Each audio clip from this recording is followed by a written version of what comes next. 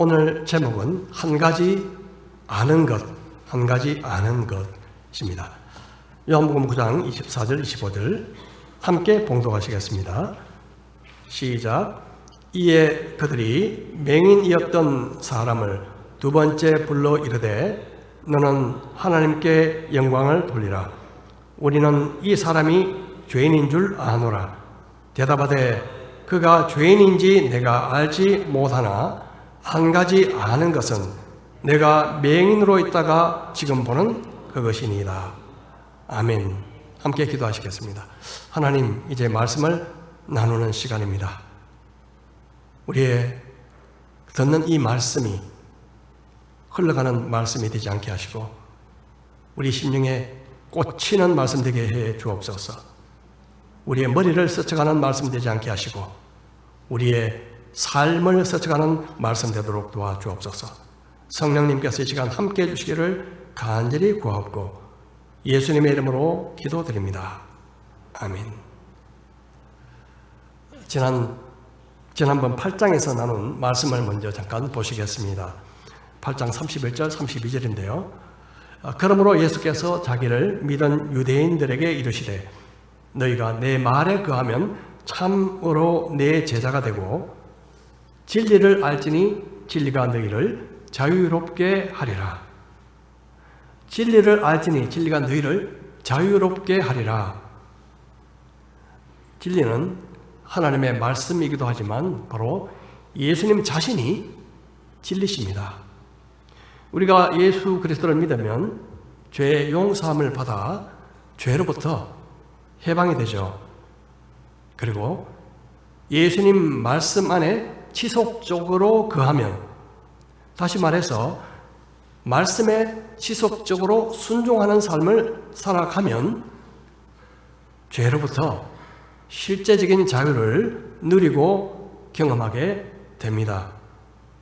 하지만 유대인들은 자신들이 죄의 종이라는 사실을 생각해 본 적이 없었습니다. 그들은 늘 아브라함의 자손이다, 우리가 아브라함의 자손이다 하는 특권의식에 사로잡혀 있었고 지금까지 누구의 종이 된 적도 없다, 그렇게 주장했죠. 실상은 과거에 타국의 지배를 받은 적도 있었고 그리고 지금도 여전히 로마의 속국이었는데도 불구하고 말입니다. 예수님은 또 내 말을 지키면 영원히 죽음을 보지 않는다, 그렇게 말씀하셨습니다. 내 말을 지키면 영원히 죽음을 보지 않는다. 이 말을 들은 유대인들은 기가 막혔습니다. 그렇게 생각하고 이렇게 묻죠. 뭐라고? 당신 완전히 미쳤구먼. 당신 말을 지키면 영원히 죽음을 보지 않는다고? 아브라함도 죽었고 선지자들도 죽었는데 그럼 당신이 아브라함보다 크단 말이요. 당신은 도대체 누구요?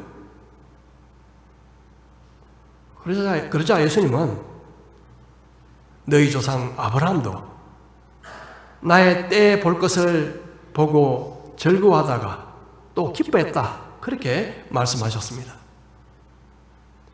이 말을 들은 유대인들은요, 아니 당신 나이 50도 안 되었는데 2000년 전에 살았던 우리 조상 아브라함을 당신이 보았다니 이게 도대체 무슨 말이요? 말도 되는 소리요? 그런 격한 반응을 보였죠.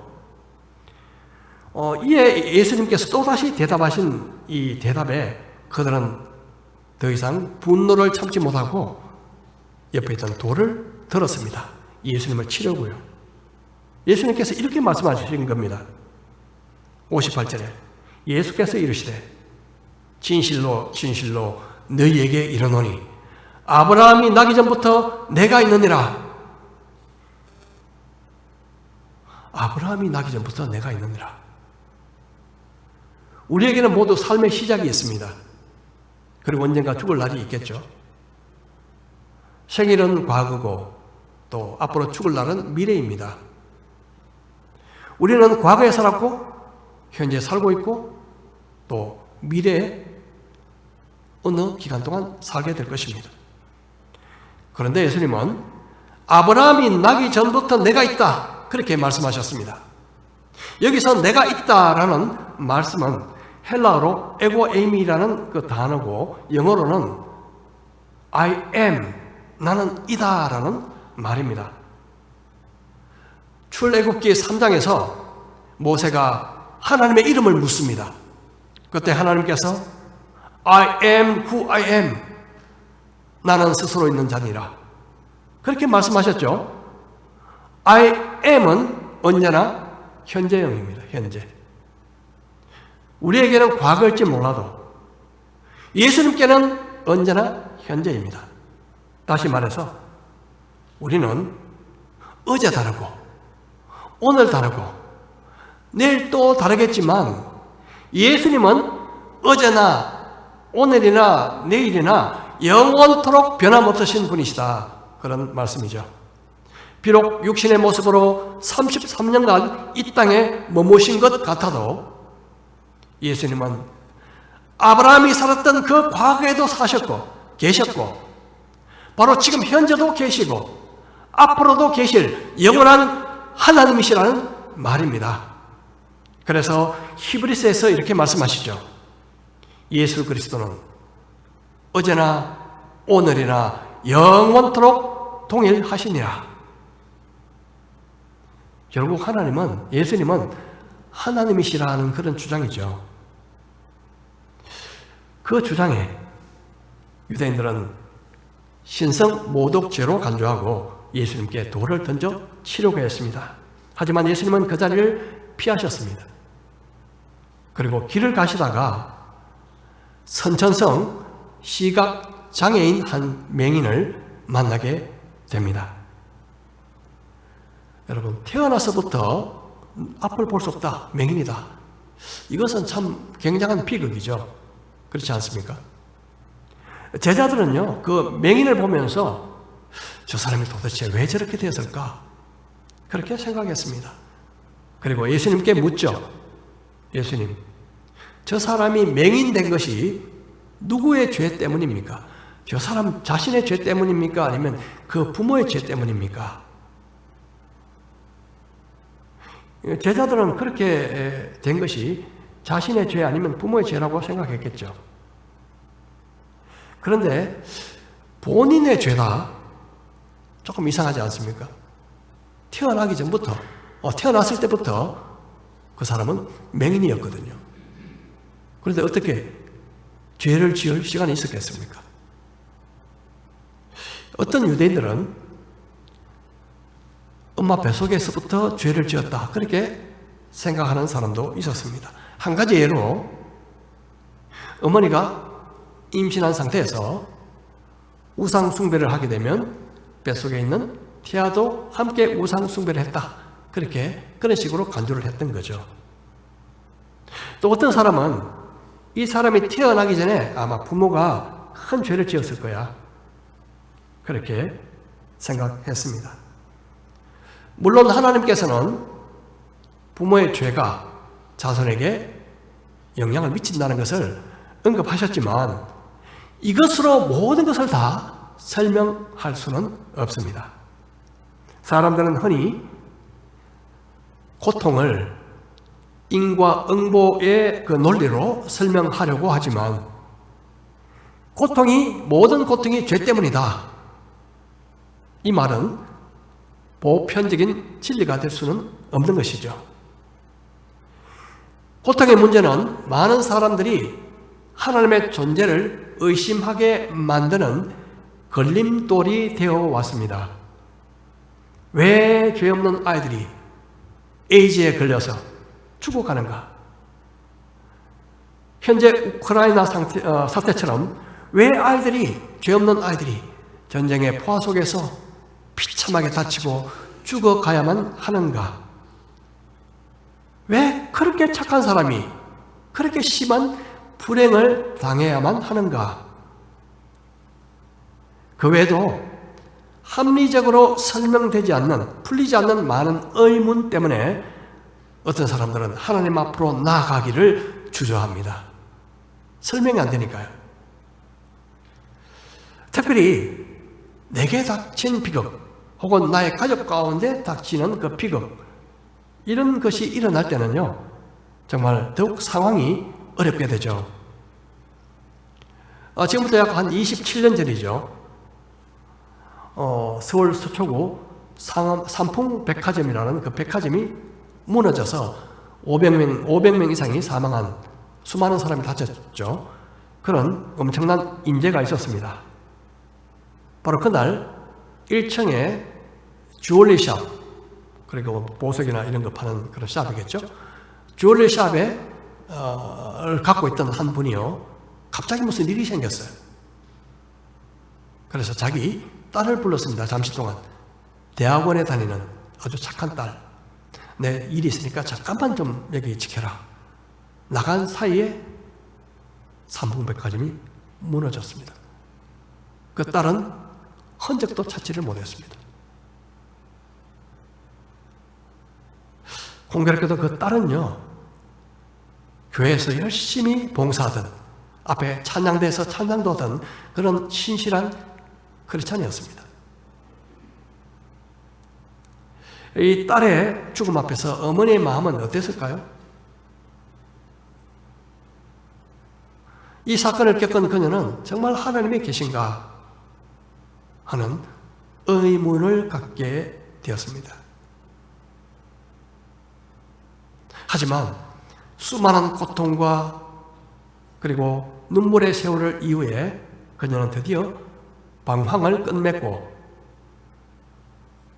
지금은 남편과 함께 정말 어려운 사람들을 돕는 사역을 위해서 헌신하고 있습니다. 이런 경우는 비극을 겪은 후에 하나님을 더욱 가까이 하게 된 그 계기라고 볼 수 있지만요, 모든 사람이 다 그렇지는 않을 것입니다. 하여튼 고통의 문제는 분명한 해답을 찾기가 어렵습니다.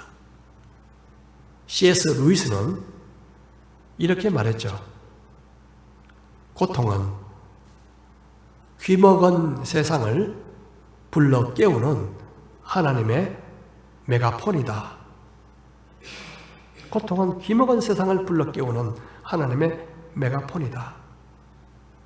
인간이 우둔해가지고 하나님이 아무리 불러도 반응을 하지 않으니까 확성기라도 이렇게 소리쳐서 하나님께 주의를 돌리게 한다, 그런 뜻이죠. 확성기의 역할을 하는 것이 바로 고통이라는 뜻입니다. 자, 그런데 오늘 본문에서 예수님은 죄의 원인에 대해서 다른 말씀을 하고 계십니다. 예수께서 대답하시되 이 사람이나 그 부모의 죄로 인한 것이 아니라 그에게서 하나님이 하시는 일을 나타내고자 하심이라. 예수님은 그를 통해서 하나님의 일을 하시기를 원하셨습니다. 그의 장애를 통해서 하나님의 영광을 나타내기를 원하셨다는 뜻입니다. 그 맹인은 스스로 도움을 요청하지 않았습니다. 도움을 받을 수 있다는 사실도 아마 몰랐을 것입니다. 하지만 주님은 그를 주목하셨고 그를 불쌍하게 여기셨습니다.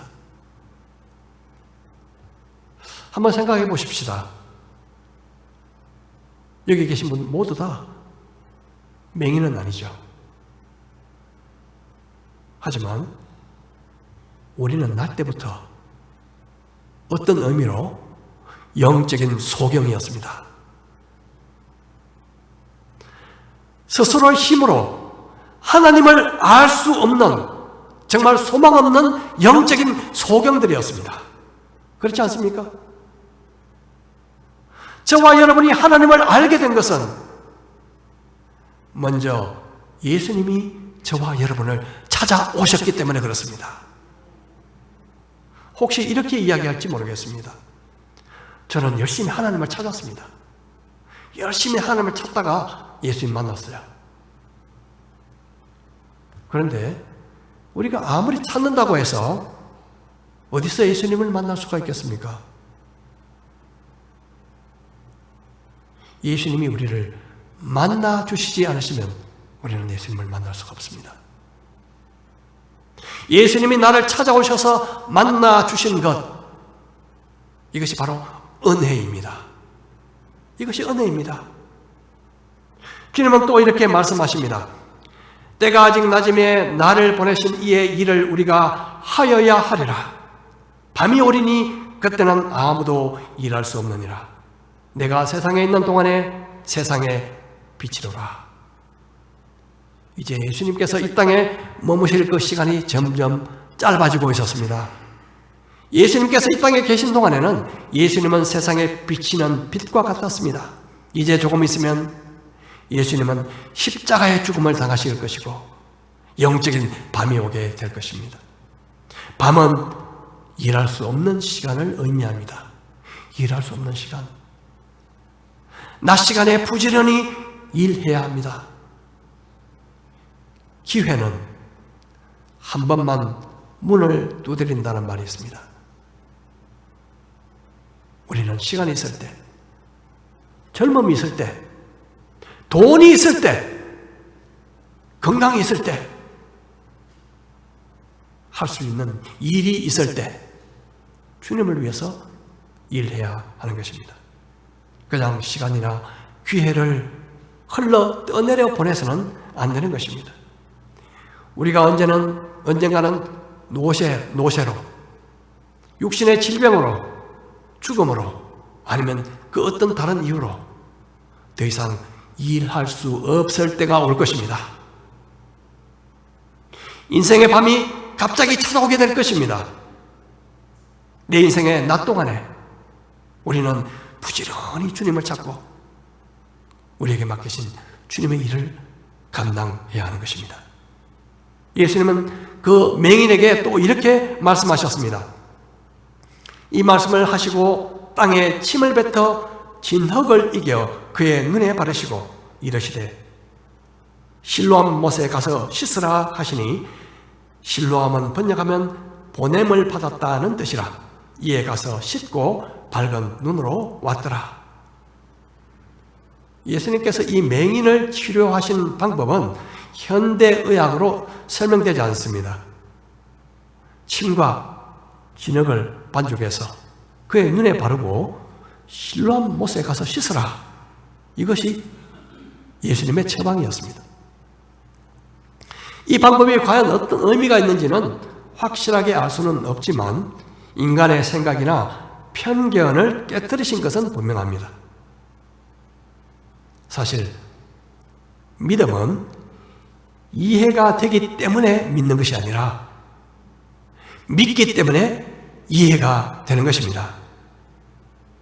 구약시대 선지자 엘리사라는 그런 선지자 시대 때 아람 왕국에 나아만이라는 그런 군대 장관이 있었습니다. 그는 전쟁 영웅이었죠. 그런데 그에게는 단 한 가지 말 못할 핸디캡이 있었는데 그것은 그가 나병 환자였다는 것입니다.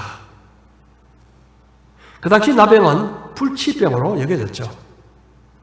그가 이 불치병, 나병을 치유받기 위해서 누군가로부터 이야기 듣고 선지자 엘리사의 집으로 찾아갔을 때 엘리사는 문 밖으로 내다보지도 않았습니다. 대신 종을 보내서 당신 몸을 요단강에 7번 씻으라. 그 말만 전하죠. 나아만은 굉장히 불쾌했습니다. 엘리사 선지자가 직접 나와 자기를 정중하게 영접하고 그리고 하나님의 이름을 부르면서 자기의 나병 상처 위에 손을 흔들어 고칠 거라고 기대했습니다. 그런데 정말 무시받는 그런 기분에다가 전혀 납득되지 않는 말을 듣자 화가 폭발해버렸죠.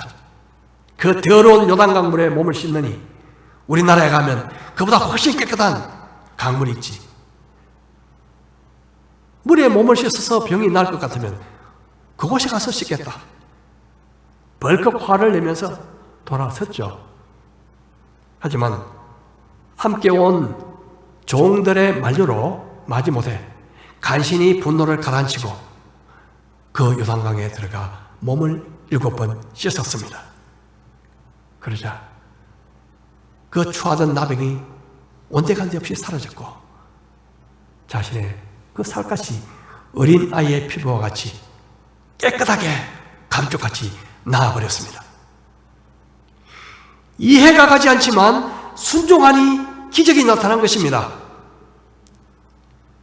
그 맹인은 예수님이 지금 무슨 일을 하고 계시는지 알지 못했지만 그냥 시키는 대로, 말씀하시는 대로 순종하여 실로암 못에 가서 그 눈을 씻으니까 시력이 완전 회복된 것을 깨닫게 된 것이죠. 실로암 못은요, BC 700년 전에, BC 700년경에 유대 나라가 아시리아의 그 침공을 공격을 받기 전에 히스기야 왕이 이 물 자원, 수 자원을 확보하기 위해서 샘으로부터 물기를 끌어 성 안으로 끌어왔는데요. 이때 생긴 못이었습니다.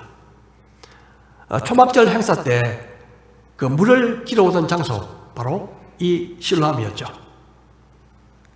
실로암의 뜻은 보냄을 받았다는 뜻입니다. 보냄을 받았다. 실로암 물은 위에 있는 그 샘으로부터 보냄을 받은 물을 담고 있는 그런 못이었습니다. 실로암은 바로 예수님을 상징하기도 했습니다. 예수님은 하나님으로부터 보내심을 받은 분이시기 때문입니다. 그 실로암에서 일어난 놀라운 기적의 권원은 바로 예수님이셨습니다. 이 눈뜬 맹인은 예수님이 도대체 누구신지, 그분이 어떤 분인지 잘 몰랐습니다. 그저 예수님이 시키시는 대로 하니까 그냥 보게 된 것이었죠. 사람들은 그를 보고요, 원래 맹인이었는데 눈을 뜬 것을 보고 그 사람을 데리고 어디로 갔겠습니까? 의사한테 간 것이 아니고 바리새인들한테 데리고 갔습니다. 바리새인들은 이 맹인이 눈을 떴다는 이야기를 듣고 이 두 부류로 의견이 갈려버리고 맙니다.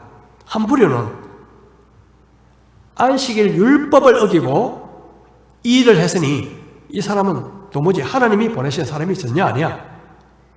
또 한 부류는 만약 죄인이라면 어떻게 이런 기적을 행했겠느냐, 이런 두 부류로 나누게 됐죠. 예수님께서 안식일을 어긴 근거는요, 침으로 진역을 이긴 행위를 반죽으로 봤기 때문에 그렇고, 또 생명의 생명이 위급하지 않는 경우 치료하는 것을 안식일에 금했기 때문에 그렇습니다. 즉 예수님은 안식일에 반죽을 했고 급하지도 않는 병을 치료하셨다. 이것이 바로 예수님이 안식일을 어겼다는 그들에게 근거가 되었던 거죠. 그들 사이에 분쟁이 생기자 그들은 맹인되었던 그 사람을 다시 부릅니다. 불러서 묻죠. 너는 그를 어떤 사람이라고 생각하느냐? 예수님은 어떤 사람이라고 생각하느냐? 그렇게 물은 거죠.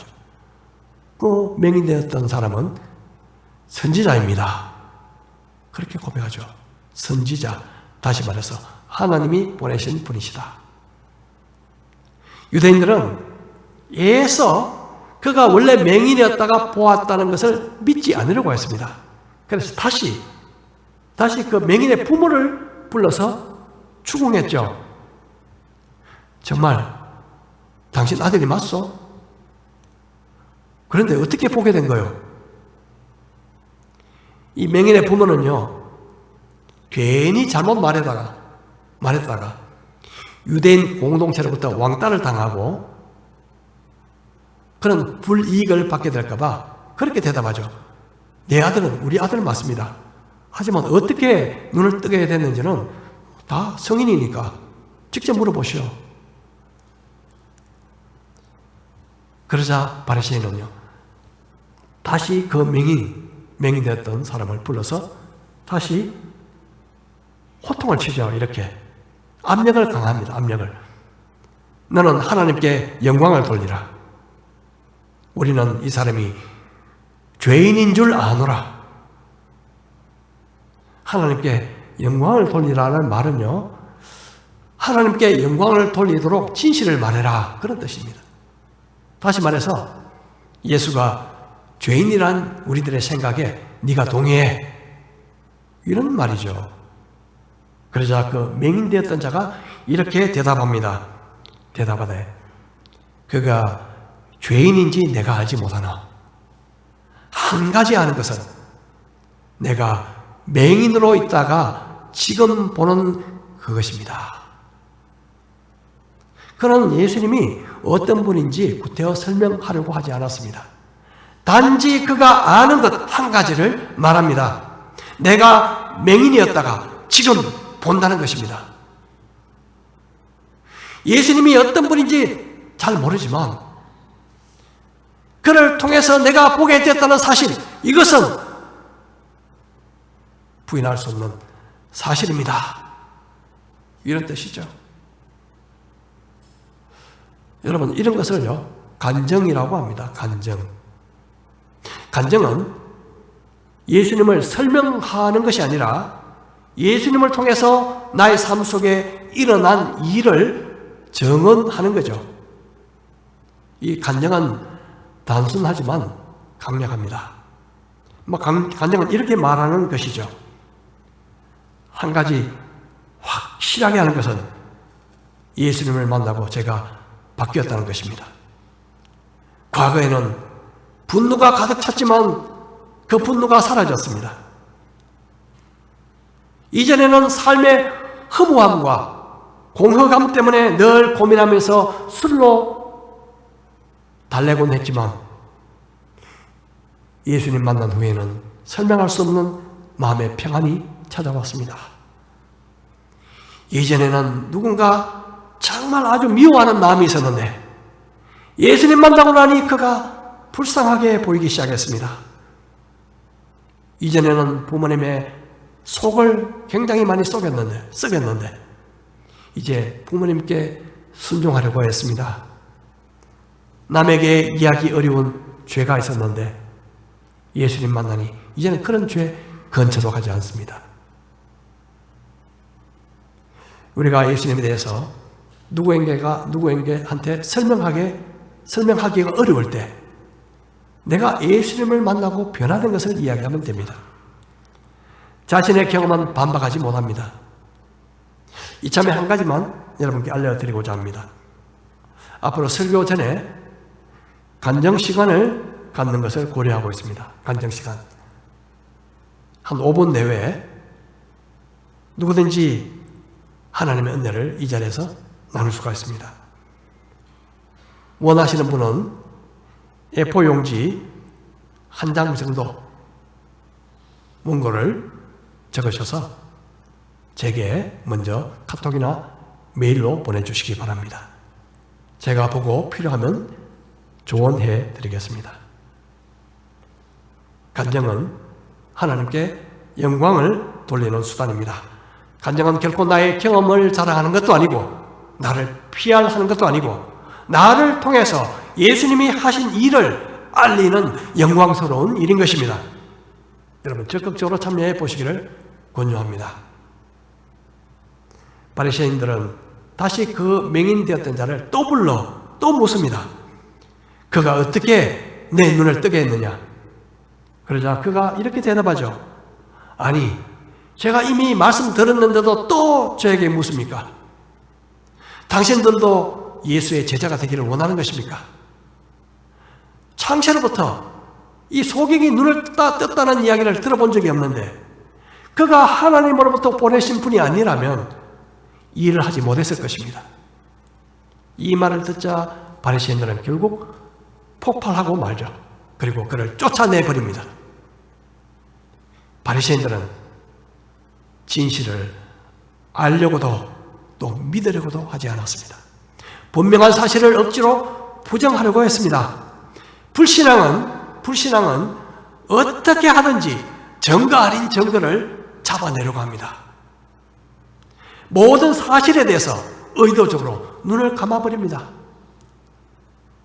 예수님을 믿지 않는 사람들 중에 많은 분들이요, 가만히 보면, 들어보면요, 믿지 못할 이유가 있어서 못 믿는 것이 아니라 아예 처음부터 믿지 않으려는 마음이 있기 때문에 그렇습니다.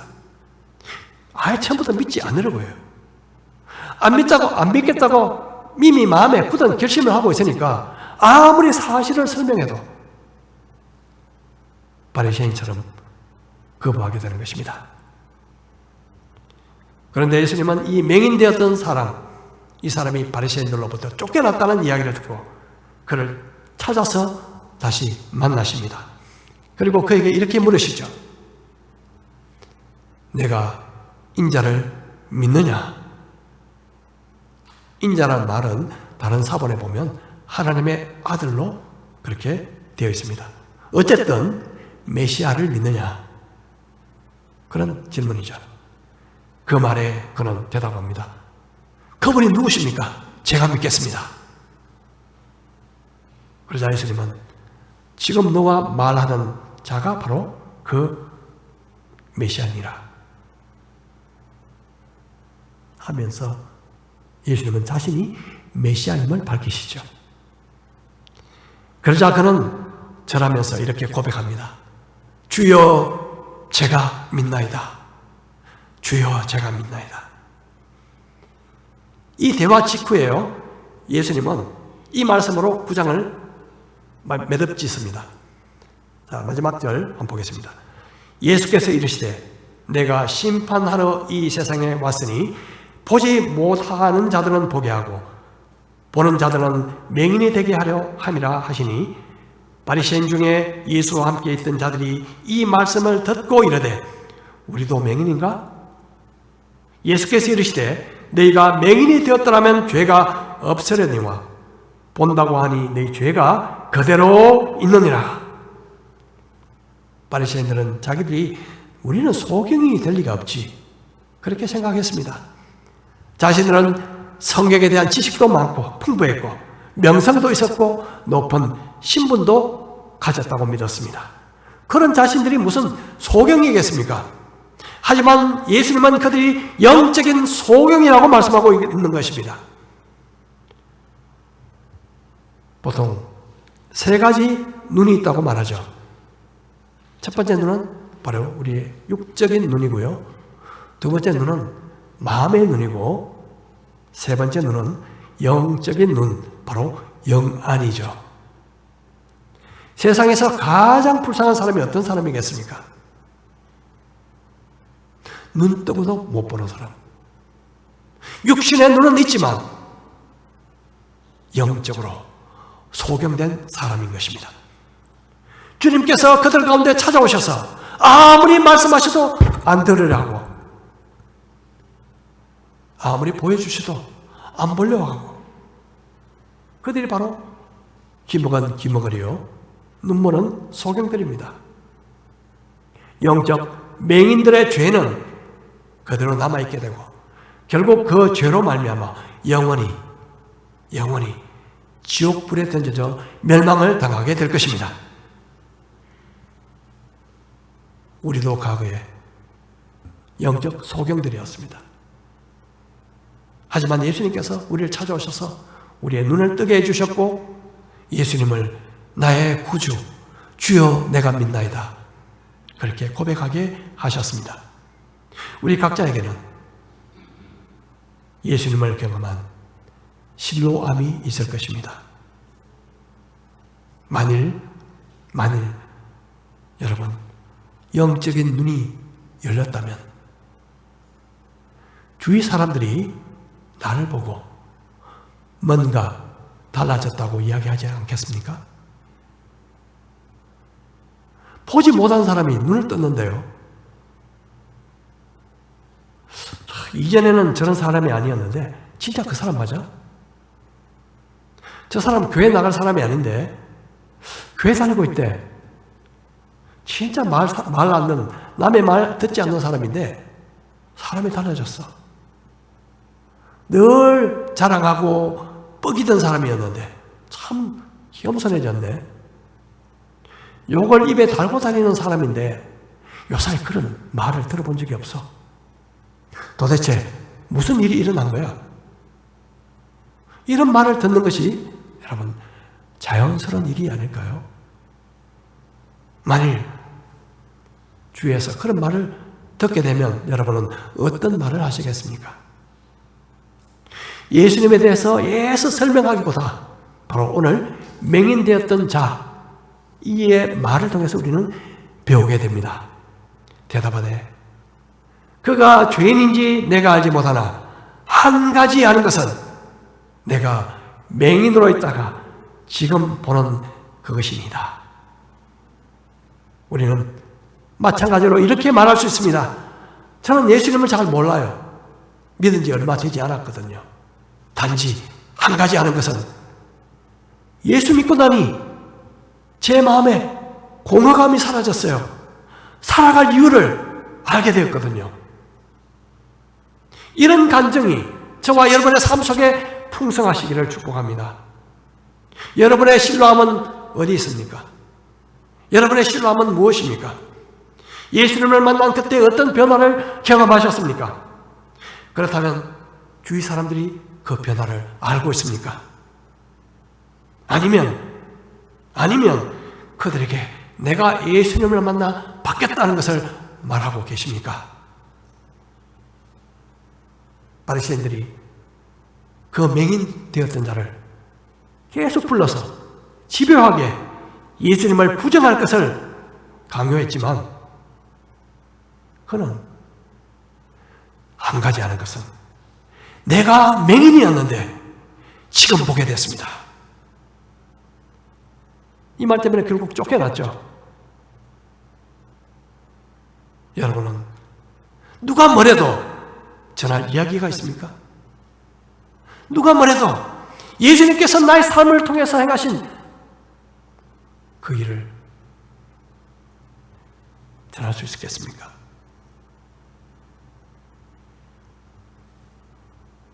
우리 모두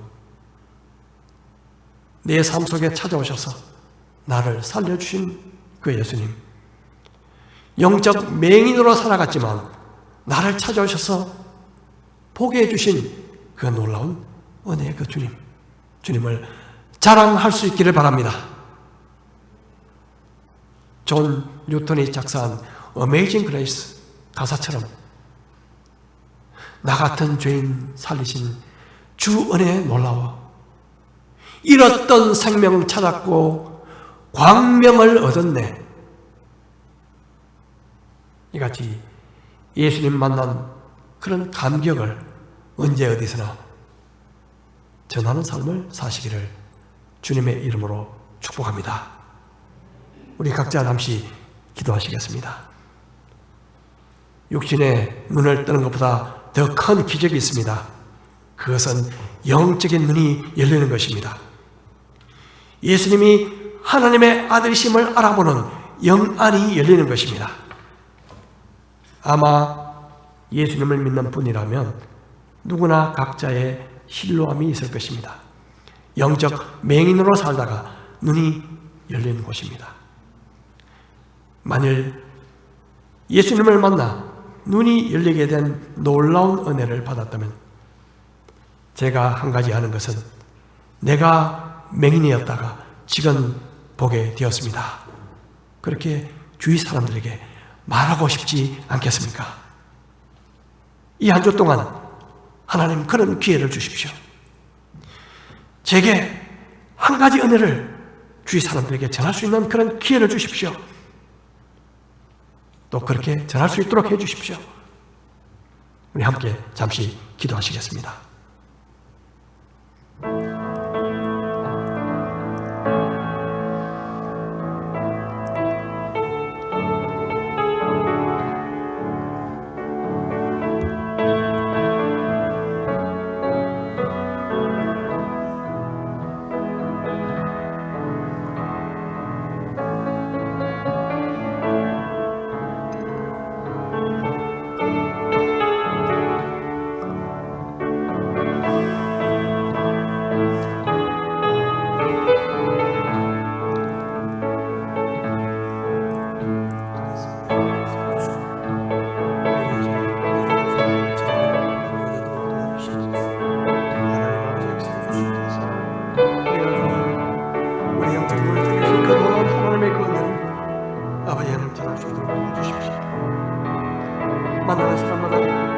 내가 영적 소경이었는데 지금 보게 됐습니다.